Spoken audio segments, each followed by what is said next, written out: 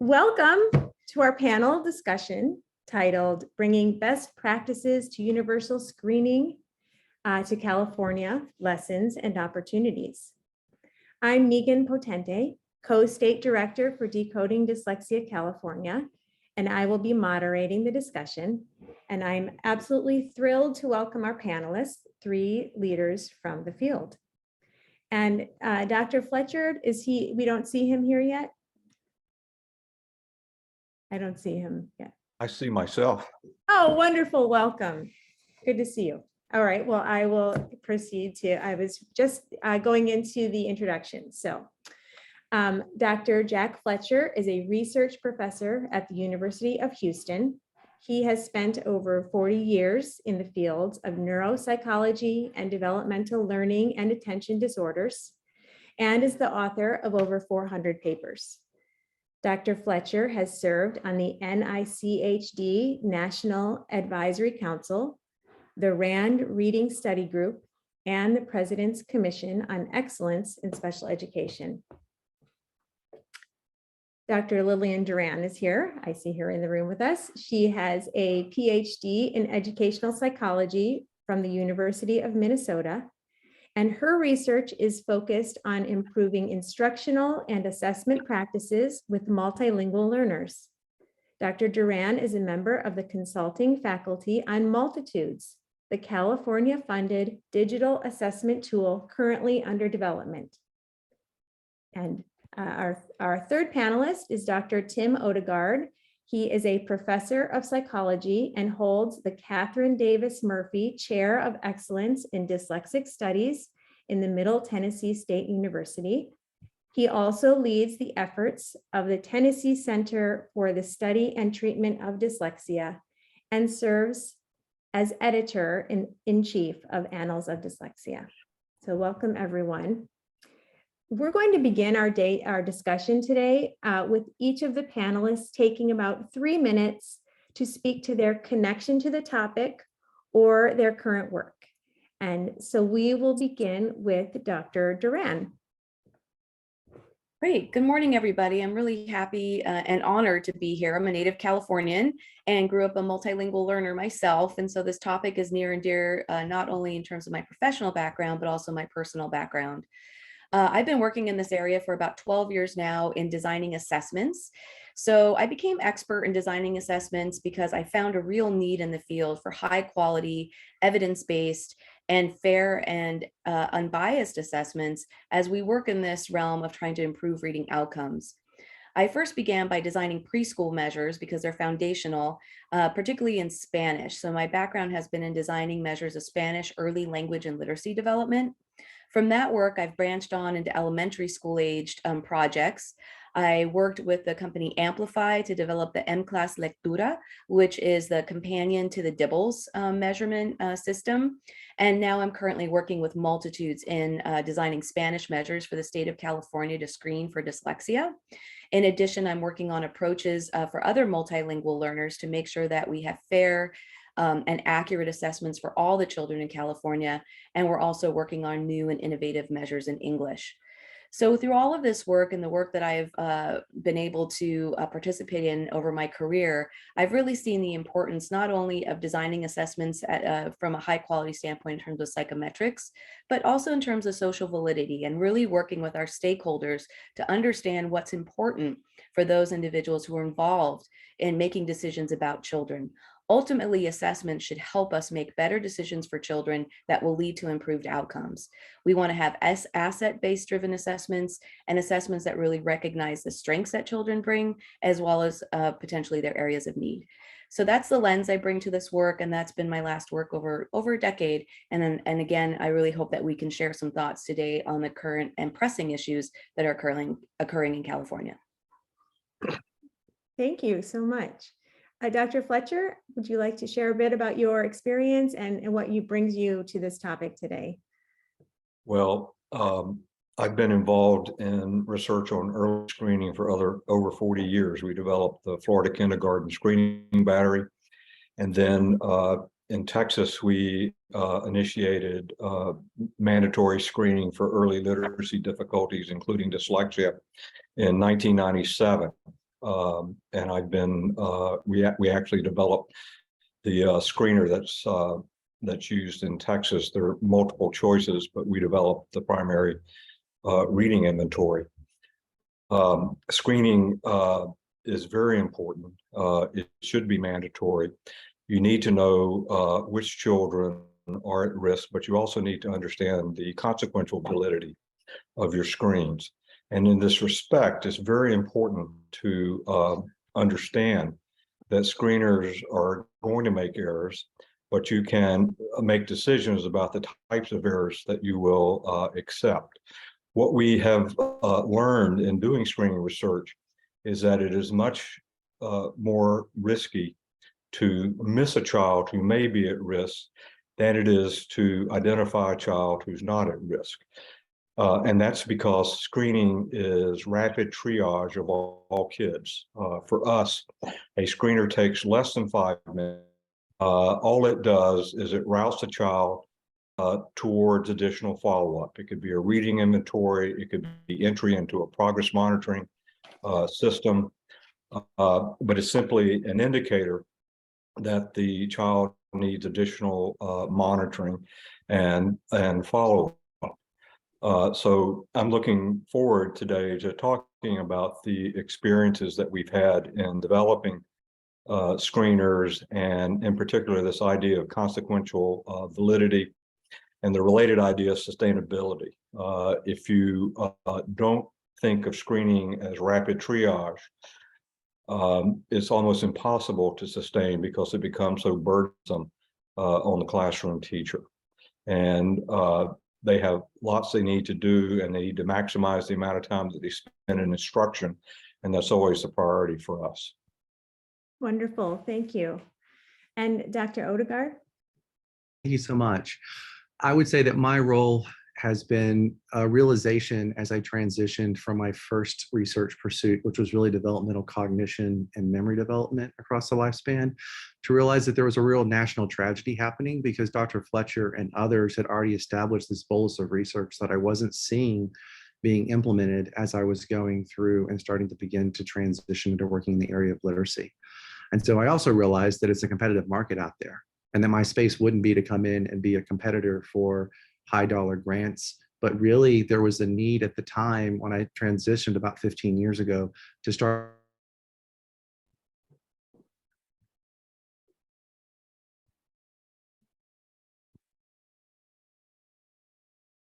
I'm a victim of the misunderstanding of state legislation, or the ideas that state legislations are your silver bullet. In 1985, I was a third grade student in Houston, Texas. And I was said to be too stupid to have dyslexia because of a misidentification model that was being used that really thought that IQ was some kind of an indicator of potential. Now, I'm sitting here as a panel member on this distinguished panel for a reason. I'm pretty darn smart and I know a lot of things. But when I was in third grade, I wasn't seen as having dyslexia, nor was I triaged to get real services. But what had just been passed was a state law that should have protected me and my sister. And so I also look to work now with state departments of education across the country as we work with advocacy groups and parent groups with legislative initiatives to help calibrate those based off of what we've already known for a long time. And I stand here as somebody who also is a colleague and friend of Linda Siegel and Keith Stanovich. And we had already had publications in 1985 that would have said that identification model that I was denied services through was questionable. So I stand here as also a personal narrative and lived experience of the tragedies that can happen when we don't listen to the science and we don't base our legislative policies. So as I transitioned out of my more cognitive neuroscience work, I felt a real pressure and need to continue the work of Dr. Fletcher, Dr. Lillian, and others to advocate for the application implications of what we already know, allowing my colleagues to really come in and share and learn what we can now future know as we make future steps forwards. So I'd love to share with this group about what my practical knowledge has been about supporting legislative initiatives across the country after they've been passed. Wonderful, thank you. And so, you know, as you have said, there is just so much evidence and so much support for a preventative model and for screening. So as we think about like what happens in the future, how in 2022, what do you feel is the role of universal screening in a prevention-based literacy model as we move forward, understanding that California does not have mandated screening.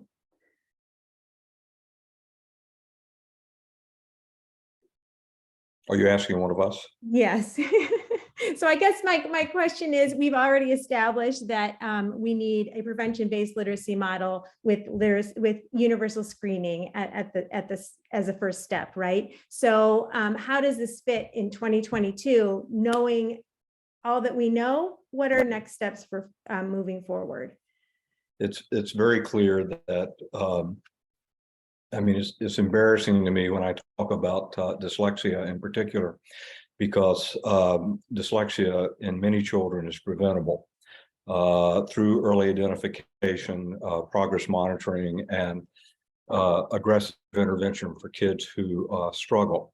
I would add that I believe that it's impossible to identify children with dyslexia without understanding how they respond to identification.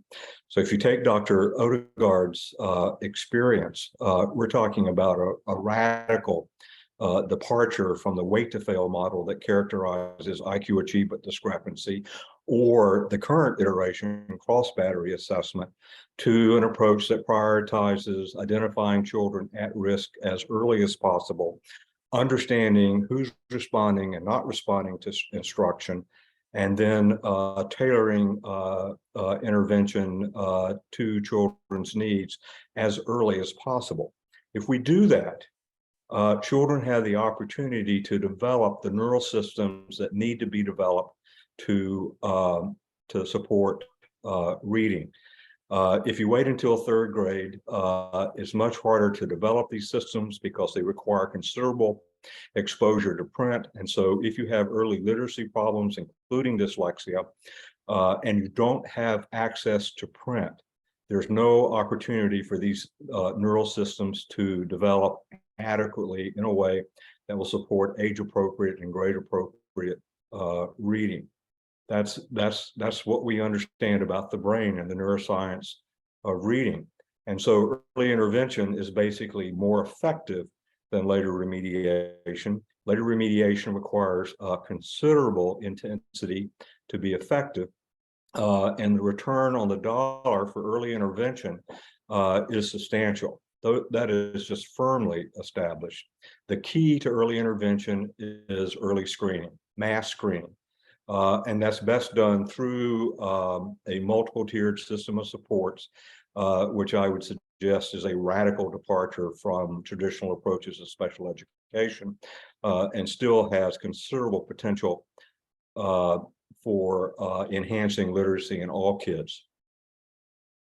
Yeah, and I'd like to add that I believe universal screening promotes equity and outcomes. When we are able to establish benchmark scores for all children to make sure all children are prepared to read, to be strong learners, we realize the connection between reading and ultimate academic outcomes and life outcomes. So early reading ability really supports that foundation for creating opportunity for all children. And so to only have that in place for some but not all creates an inequitable system that doesn't level the playing field and create that, again, that those experiences, those educational effective educational practices that we'd like to see all children engage in early, given all of Dr. Fletcher's comments. We know that that's the most effective approach. And I'd say one last comment for multilingual learners, it's incredibly important that we're able to identify their strengths early on, understand what they know, understand what they bring to the process of learning how to read in English and biliteracy goals that the state of California is engaged in. So screening in Spanish is also important so that we recognize what these children are bringing to the table and how we can build on their bilingualism and their biliteracy. Yeah, and I'd like to follow up kind of from my perspective with dyslexia to kind of contextualize the comment that Dr. Fletcher made about dyslexia being preventable in most cases. So I think we have to realize that we have learned a lot since 1985, and I was not identified or provided services. And that really is, we now have a much more expanded understanding based off of medical science and a biopsychosocial model. What does that mean? Well, our development was in a context and an environment.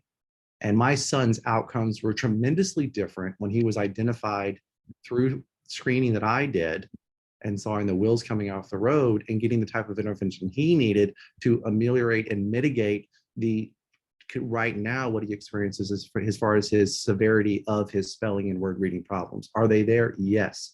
Are they as pronounced as they were for me when I was in 7th grade? Nowhere near it.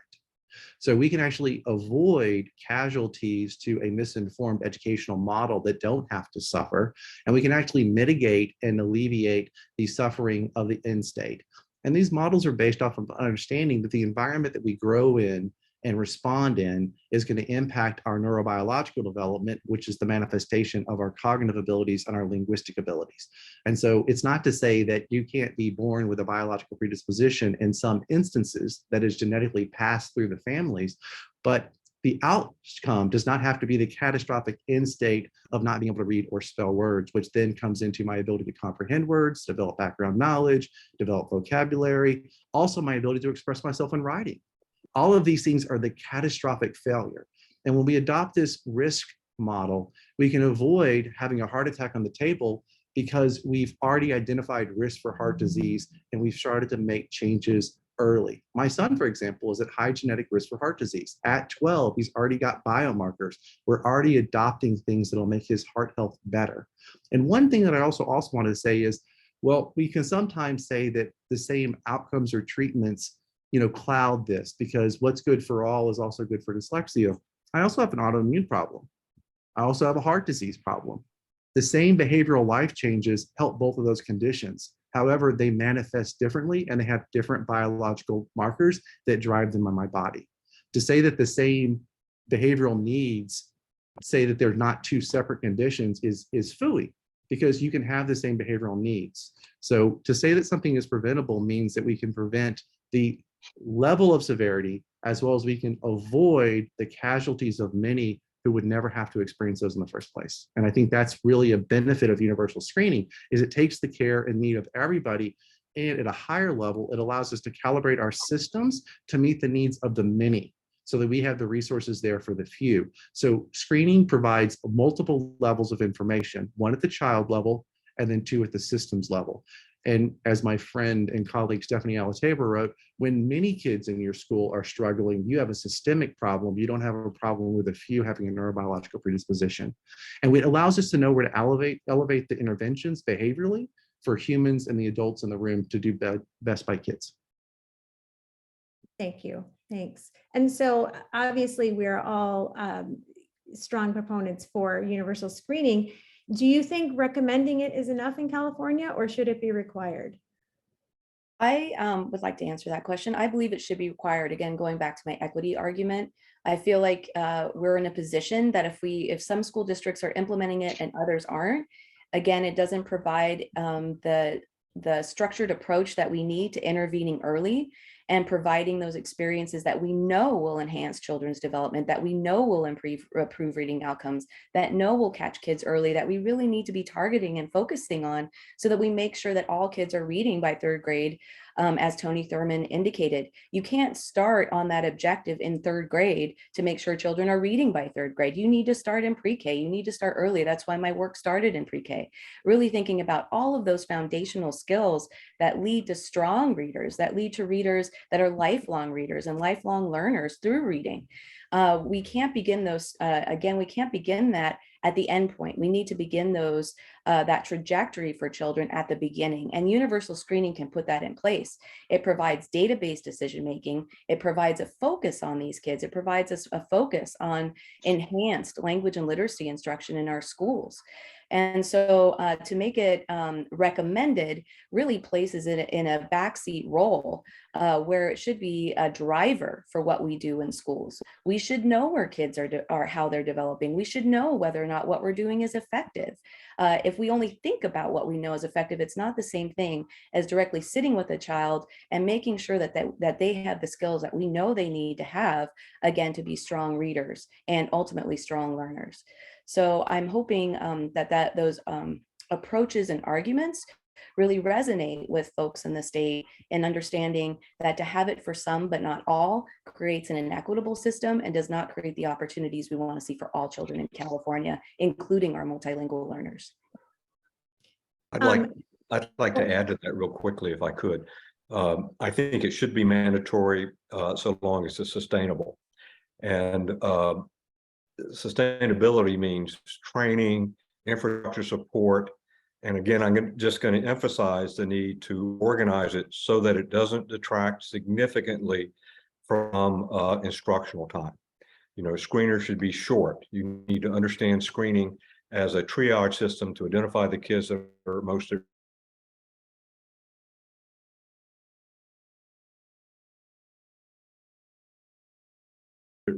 if you have more than 50% of your kids that are at risk, there's no point in screening.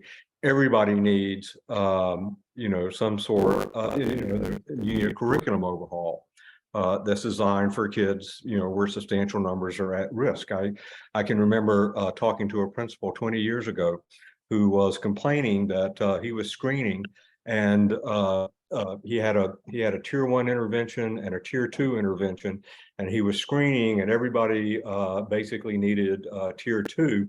I suggested to him that he take his tier 2 intervention, make that the tier 1 intervention, and not worry so much about screening. And he told me a year later that it had been very effective.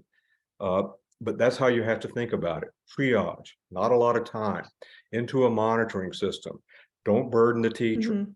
And I'd like to add real quick, Megan, that when you think about legislation, think about the models around the country. So Arkansas and my home state are never the leader of anything. But one of the things that their 2016 legislation included was a state level data system disaggregated so that when they put out the vendor contracts, they had to supply Little Rock with a disaggregated database for their data management system.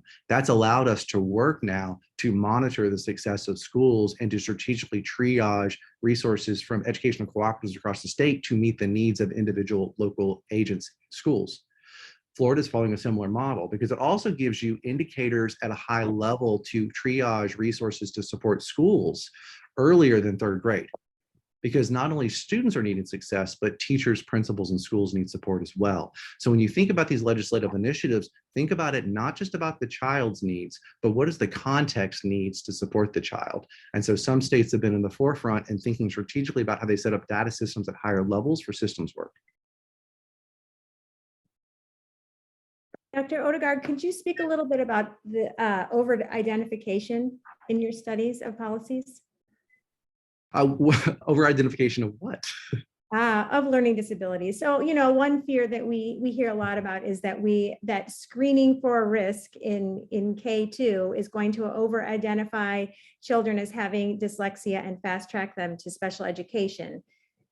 So what we identify in our studies and our work with a couple different states now, when we use these state level databases is that there, as to Dr. Fletcher's point, a lot of local schools that have a disproportionate number of children. For example, in one state that we work with, coming into the first day of kindergarten, in over half the schools in the state, over half the kids are not ready to learn. When I work with a very large school district to look at their indicators coming into kindergarten, the 75+% of the kids were not ready to learn. You could say that they all had a learning disability, but that would be the wrong decision to make. But then when we look to see what schools do with those data, so they've got these indicators and we're looking and controlling for all these variables. When it comes to the label of dyslexia, what we're finding is that white children are being identified more so when we control for all the other factors, such as their indicators on the screeners, than brown and black children. And that was just a reliable finding that we keep finding across different grades. One thing's been officially published in a peer-reviewed journal. Others have just been and ongoing work that I do as a consultant with a couple different states. So we don't see this in our identification. The second study that we published a lot longer ago was there's also this idea that dyslexia legislation would lead to a rash of over-identification. So what we were able to do was use public data from the Plan B reporting under IDEA. And we looked at that time, and about 3/4 of the states had a dyslexia law on the books, and a lot of those had screeners in them. We did not see any change in the identification for Plan B reporting for special education to receive services when they started implementing those dyslexia laws. We didn't see a rash of those. That actually motivated the follow-up study to look at the few states that had the identification rate. The other thing that I'd point out from the research that we've done with Arkansas.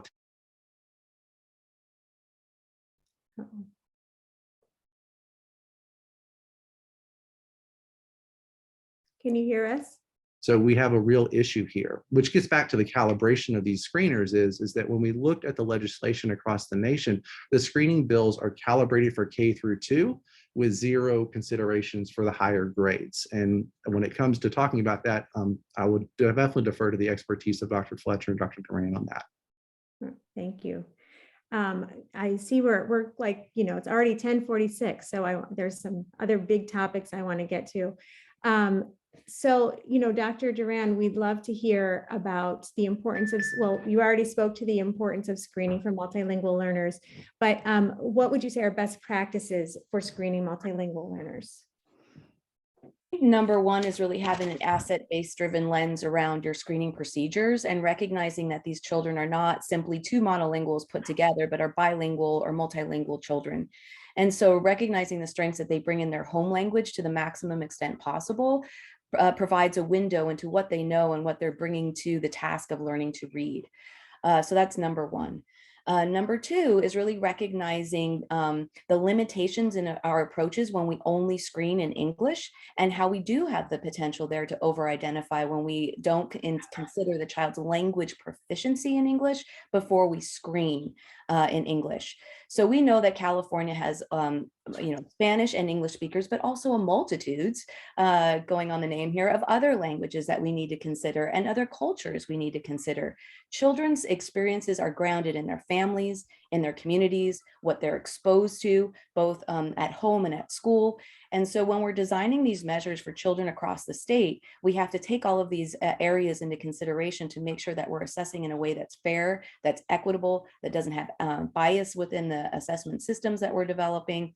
So for multilingual learners, we need to take all of these considerations into our process for developing these assessments, and then in our rollout and how we interpret performance on these assessments and help teachers make sense of performance both in English and, if we have the ability, in the child's home language. For multitudes, we are currently developing assessments in Spanish and English and in Mandarin, and we're looking toward the future in designing language-based assessments in other languages. So my third point for multilingual learners is to really consider the role of language as fundamental for the process of reading. We have to understand where children are in their language development. We can't know about early literacy skills right now in, think about the Filipino populations across the state, Vietnamese, Korean, Russian, all of these rich languages that exist across the state that children walk in the door with in their kindergarten programs. So how can we know what they know? Well, we need to tap their language abilities, because we know that will provide the foundation for their later reading development. So in multitudes, we are thinking very carefully about including early language measures. There was one comment in the chat that said, well, why should I give this if the kids are all going to score 0? And I know that this is for some of the screeners out there, they start too high. We don't want to have these floor effects. Instead, we want to provide real-time information that can actually guide instruction, recognize what that child knows, but also help us understand what areas we need to address with more effective and targeted instruction. So for our multilingual learners, I really want to shift that paradigm around our screeners simply identifying risk. I want to help us recognize strengths and then areas that we can improve upon to make sure that they have those foundational skills to be ready to read, and then to have those outcomes that we want to see by the 3rd grade in the state of California, where all children are reading benchmark performance and reading ability. If I can just add, screening is not diagnosis. Over-identification, child find, special education, those are all issues that involve identification or diagnosis. Screening is something that happens in general education. You really want to gear the decision rules on your screener so that you don't miss kids, even if you over-identify kids in screening, because the consequence of screening should be additional evaluation, monitoring, not a diagnostic evaluation, but monitoring a child's response to instruction.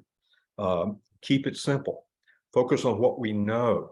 Don't raise issues that aren't fully resolved or that are scary, like over-identification. I worry about over-identification in situations like the one that Tim was talking about, where we're going in and doing these long diagnostic evaluations, because they are low in reliability and validity, but you can gear screening towards kids and when who are at the bottom of the scale, because what you're really doing is you're identifying kids who have moved from the floor of the assessments. Those kids are not at risk. You're going to be more reliable at identifying kids that are not at risk, and that's how you want to gear your screening.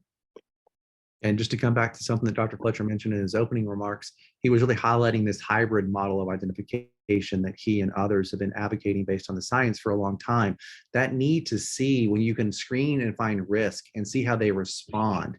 It's those that you can't move the needle with, which we can identify through coming in and intervening with the right stuff we can really do. And also when we have the right stuff for all of our learners, that's really important. And then having that systemic view, one of the things that Dr. Alateba did was show that a flipped model for RTI is actually sometimes even better for those contexts that Dr. Fletcher pointed out to. His recommendation was based off of published research that was publicly funded from Don Compton and Stephanie Alateba, showing that we can hit hard in tier 2 for all the kids. We'll actually have far fewer that wind up at the end of the year and need any more, and we can go on with our day.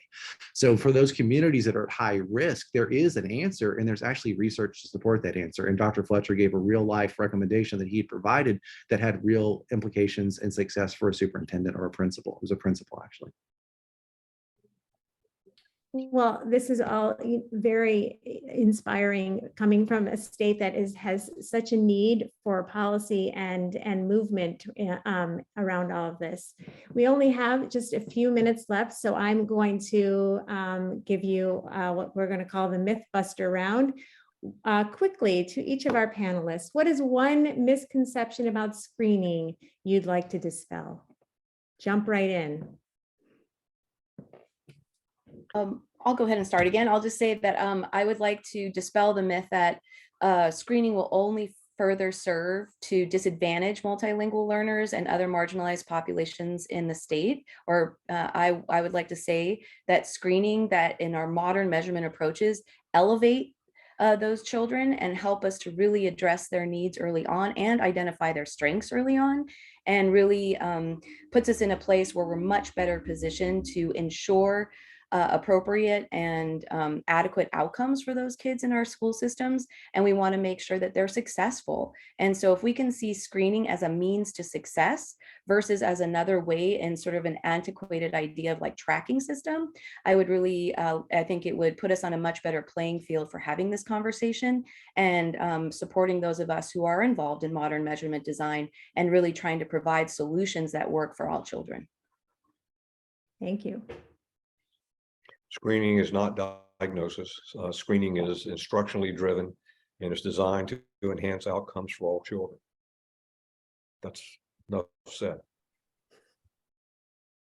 Screening needs to be as quick as possible so that we have a global indicator like a check engine light. And then we have to have ways to come in with diagnostic assessment. So this idea that we have to mandate that we have this huge 45-minute battery of things in a screener that would be of benefit is not sustainable, and it doesn't work well within your context and the kind of pushback you're going to get from your different people that have to implement that. So the myth that we have to come in and hit it all in the kitchen sink is kind of a misnomer. We work through screening models and empirical models through psychometrics to identify what the best indicators are to capture the most. And then for those, we can come in and start to layer on a little bit more so that we can really either weed out and find, but the best weed is the instructional response, but we need to know how to intervene with the instruction. So the diagnostic assessment is still not like a full-blown medical clinical diagnosis. It's just these quick extended batteries for the fewer students who we want to do that. So we then can work to create the instructional targets. And because I'm going to go in a bonus round here, the other myth that we have that I think HOSP has really done a lot of good work on is that we get the type of instructional information we need from these norm reference tests. We just don't. I'm a trained interventionist. I have to do additional, more diagnostic assessments to really find out how I want to create my interventions to intervene with each of the kids. I don't get that from a Wyatt. I don't get that from a WJ. They have a different purpose altogether. So to actually glom that in there and think that we have to have that for instructional purposes is not what we find when we actually do item level analysis and look at the actual information we get back. And again, Michelle Hosp is leading the charge on that one. We spend way too much money testing kids, particularly for special education, if you use cross battery assessments or, IQ tests and things like that, it doesn't provide instructionally relevant information. It doesn't actually help you find the right kid for special education because of the reliability issue. Everything that we do that involves assessment should be for the purposes of instruction. Absolutely. It's great to have experts in assessment here, which I really feel is such a misunderstood part of the education system. And we are really excited to learn more, continue learning more about multitudes and what's to come with that. So Dr. Duran, can you fill us in on when it is expected to be rolled out? Yeah, so next fall, we will have some beta measures, some early measures in English and in Spanish that will be available. Of course, in measurement design, it's a 2-year process when you start from scratch. And so the measures in Spanish are being developed from scratch. We're using Roche modeling, looking at item level abilities, and really trying to do the best scientific work and empirical work we can behind these measures to make sure that they're working as we intend in the state of California. These are not measures that we've simply imported, and we're really thinking about how effective and how predictive they are for the children in California. So next fall, we'll have some early measures. The following fall, more of a full battery will be released. So stay tuned. This work takes some patience and some investment to make sure that they're high quality and that we're really measuring what we say we measure and that we have good evidence for the validity of the measures. Wonderful. I think our session is done. So thank you all for joining us, especially thank you panelists for sharing your expertise and passion for the subject. And we hope that more screening is happening in California in the future. Bye, everyone. Thank you.